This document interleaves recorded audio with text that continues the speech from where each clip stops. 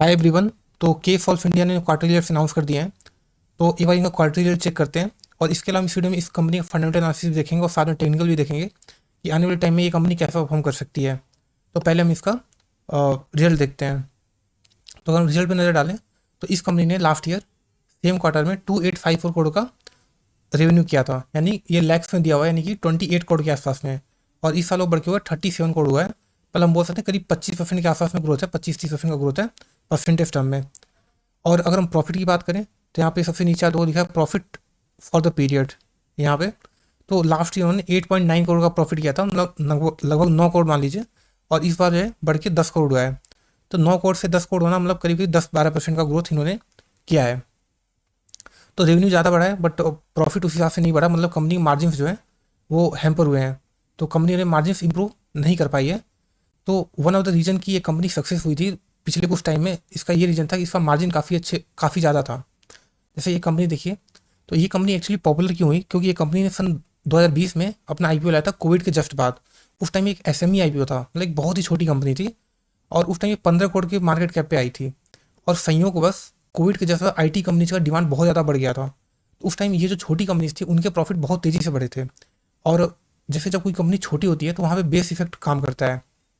Base effect का मतलब होता है कि जैसे मान लीजिए कि कोई एक बड़ी कंपनी है जो 1000 करोड़ कमाती है, ठीक है, और उससे अपना प्रॉफिट 100% बढ़ाना है। तो जो कंपनी 1000 करोड़ कमाती है उसको फिर से 1000 करोड़ कमाना पड़ेगा, तब जाकर उसका प्रॉफिट डबल होगा।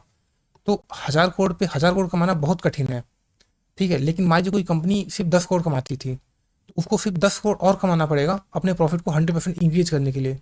तो छोटी कंपनी में क्या होता है, बेस बहुत छोटा होता है, इसलिए वहाँ पे प्रॉफिट का ग्रोथ ज़्यादा होता है। तो अब जैसे देखिए मार्च 2020 में इस कंपनी का जो प्रॉफिट था, ऑपरेटिंग प्रॉफिट था, वो 1 करोड़ था, जो बढ़ के 20 करोड़ हो गया। फिर प्रॉफिट और ये बढ़ गया, ठीक है। तो अब ऐसे देखो तो अब यहाँ पे 33 से 50 कोई ज़्यादा ग्रोथ नहीं है। बट अगर आप यहाँ 1 करोड़ से 20 करोड़ देखो तो 20x का ग्रोथ है, ठीक है। तो ये CAGR में बहुत ज़्यादा निकल के आता है। अगर आप यहाँ नज़र डालो इनके प्रॉफिट ग्रोथ पे, सेल्स ग्रोथ पे, तो देखो यहाँ पे कितना 82% का सेल्स ग्रोथ है 5 साल में, 192% का प्रॉफिट ग्रोथ है 5 साल में। अब रिटर्न ऑन इक्विटी देखो 100% के ऊपर है। तो इस कंपनी की एक खराब बात है कि इसके अंदर कुछ भी खराब बात नहीं दिखती है, ठीक है। तो ये भी एक गलत बात होती है, क्योंकि अगर कोई कंपनी हर चीज़ अच्छा अच्छा हो, तो अगर उस कंपनी में थोड़ा सा भी निगेटिव होता है ना तो कंपनी को काफ़ी नुकसान करता है। क्योंकि इस टाइप की ग्रोथ आप सस्टेन नहीं कर सकते कि आपने ठीक है आपने 10 को 20 कर दिया, 20 को 40 कर दिया, बट अब 40 को 80 करने में कठिन है। और जैसे जैसे आपको बेस बढ़ता जाएगा वैसे वैसे उस चीज़ को कर पाना और ज़्यादा टफ है। जैसे अगर आप इसके मार्जिन में नजर डालो तो अब यहाँ मार्जिन देखोगे 43% का मार्जिन है इनका, 40% का। जनरली जो आईटी कंपनीज होती हैं उनका आईटी कंपनी जो अच्छी आईटी कंपनी का 20-25% का मार्जिन होता है। तो ये जो चीज़ है ये वक्त के साथ घटेगा, जैसे जैसे कंपनी बड़ी होती जाएगी ये चीज़ घटता जाएगा। और या तो ये चीज़ हो सकता है कि लेट से ये कंपनी बहुत अच्छा करे, ठीक है, बट उसके लिए होना चाहिए कि इस कंपनी के बिजनेस मॉडल में दम होना चाहिए, कि इस कंपनी के पास कुछ अलग होना चाहिए जो बाकी कंपनी नहीं करती हैं।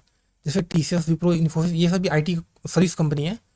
तो इसके लिए हमें जानना पड़ेगा इस कंपनी का बिजनेस ग्रोथ क्या है, ठीक है, इसका आगे चल के इनका ग्रोथ का क्या क्या चांसेज है। तो अगर आप स्क्रीनर यूज करते हो तो सबसे लास्ट में डॉक्यूमेंट का सेक्शन होता है, ठीक है। यहाँ सबसे नीचे आते हो तो यहाँ कॉनकॉल्स का सेक्शन होता है। जैसे यहाँ पे लास्ट जो कॉनकॉल अक्टूबर 2024 का है, तो अगर आप PPT पर क्लिक करोगे तो इनके सामने आपका ये PPT खुल जाएगा, इन्वेस्टर प्रेजेंटेशन, ठीक है। ये इन्वेस्टर प्रेजेंटेशन है इस कंपनी की। तो मैंने इसको पढ़ा है।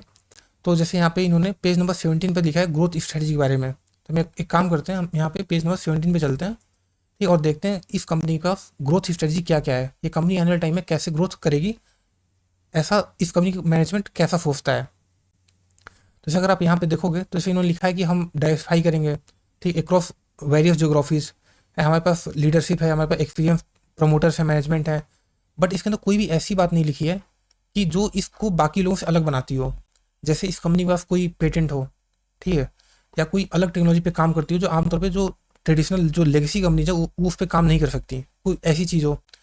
ये तो यहाँ जो भी बात लिखी बहुत ही जेनरिक बात लिखी है कि हम AI ML, जैसे यहाँ पे लिख दिया कि हम AI ML में काम करेंगे। अब जो लोग नॉन सॉफ्टवेयर से हैं उन्हें लगता है कि कोई बहुत बड़ी चीज़ है, बट ऐसा कुछ भी नहीं है, ठीक है। जो भी रिसर्च का काम होता है AI ML में वो इंडिया में नहीं होता है, वो मेनली बाहर की कंट्रीज में होता है। तो ये ऐसा कुछ भी खास नहीं है इसके अंदर। और एक आईटी कंपनी के साथ में आने वाले टाइम में एक जो प्रॉब्लम हो सकती है कि अभी जो इंडिया जो आईटी कंपनीज हैं वो चीप लेबर की वजह से काम होता था कि इंडिया के लोग बहुत सस्ते में काम करते थे, तो इसलिए अमेरिका और यूरोप की जो कंपनीज होती थी वो इंडिया के लोग से काम कराते थे। बट अभी क्या हुआ प्रेजेंट टाइम में, जो फिलीपींस है, इंडोनेशिया है, वियतनाम है, इधर की तरफ काम शिफ्ट हो रहा है। मैं खुद भी इस इंडस्ट्री में बिलोंग करता हूँ, तो मुझे पता है कि जो लो लेवल के काम हुआ करते थे वो अब धीरे धीरे उधर शिफ्ट हो रहे हैं। जैसे यहाँ में कोई लेट से इंजीनियर था जो 10 लाख रुपए लेता था और कुछ काम करता था, सेम काम वियतनाम के अंदर लोग 3 लाख 4 लाख रुपए में लेकर कर दे रहे हैं। तो जो बड़ी कंपनी होती हैं आजकल, उनके जो प्रोजेक्ट्स होते हैं छोटे छोटे, ठीक, वो उधर शिफ्ट हो रहे हैं धीरे धीरे।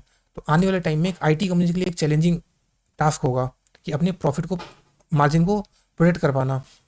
और खासकर ये जो छोटी कंपनीज हैं इनमें बहुत ज़्यादा रिस्क है। तो ऐसा दी कंपनी कोई बहुत एक्स्ट्रा ऑर्डिनरी नहीं है। ये जो रिसेंट जो ग्रोथ आई थी इसलिए आई थी क्योंकि एक बहुत छोटी कंपनी थी, इस वजह से ग्रोथ आई थी। बट आने वाले टाइम में इसका ग्रोथ जो है सस्टेन कर पाना मुश्किल लग रहा है, क्योंकि 40% का ओपीएम जो उसको मेंटेन कर पाना बहुत टफ है। अगर इस कंपनी का टेक्निकल चार्ट भी देखें हम, तो आप देखो तो ये कंपनी ने एक बहुत अच्छी खासी रैली दी थी। बट उसके यहाँ से आप यहाँ देखो तो ये लगातार ऊपर गया, सेलिंग आई, फिर नीचे आया, ऊपर गया, सेलिंग आई, फिर नीचे आया, ऊपर गया, सेलिंग आई है। तो ये चीज़ दिखाता है स्टॉक के अंदर वीकनेस। मतलब मान लीजिए इन लोग यहाँ पे कुछ लोगों ने खरीदा था, ऊपर गया, उन्होंने उसको इंतजार नहीं किया कि और ऊपर जाए, उनको डर था क्या पता नीचे आ जाए, तो इन्होंने बेच दिया, उनके बेचने से नीचे आ गया। फिर जब नीचे आया फिर कुछ लोगों ने खरीदा, बट इस बार उतना ऊपर भी नहीं जा पाया प्राइस, लोगों ने पहले ही बेचना शुरू कर दिया। मतलब लोगों के अंदर कॉन्फिडेंस की कमी है कि लोग वेट नहीं कर पा रहे कि और ऊपर जाए फिर हम बेचें, पहले ही बेचा, फिर नीचे आता है, फिर ऊपर जाता है, फिर लोग बेचना शुरू कर देते हैं। तो ये जो ट्रेड है डाउन ट्रेड है, मतलब सेल ऑन राइज है। मतलब जैसे ही प्राइस ऊपर जाता है लोगों के अंदर कॉन्फिडेंस नहीं है। मतलब इसके जो इन्वेस्टर हैं उन्हें इस कंपनी पे थोड़ा कम ट्रस्ट लग रहा है कि ये कंपनी आने वाले टाइम में बहुत अच्छा कर पाएगी। तो ये इस कंपनी के साथ में एक रिस्क है, ठीक है। और जैसे मान लीजिए ये कंपनी अगर हम देखें प्रेजेंट टाइम में, तो ये कंपनी कितना डाउन है, अगर हम ऑल टाइम हाई से देखें तो ये कंपनी अभी के टाइम में 35% डाउन है। और ये कंपनी बहुत ही छोटी कंपनी है। और यकीन मानिए ये जो छोटी कंपनीज होती हैं जब गिरती हैं तो मतलब पता ही नहीं चलता कहाँ गिरती है। इस कंपनी 70% 80% ईजिली क्रैश होती हैं। तो ये इस टाइप की जो कंपनी होती है बहुत ही जो एक्स्ट्रा ऑर्डिनरी, जो बहुत ही रिस्क टेकर इन्वेस्टर होते हैं उनके लिए होती है। जैसे अगर ये कंपनी यहाँ आ जाए लेट से 500 तो 60% क्रैश होगी, अगर इधर आ जाए तो 80% क्रैश होगी, 300 पे आ जाए तो इस लेवल पे।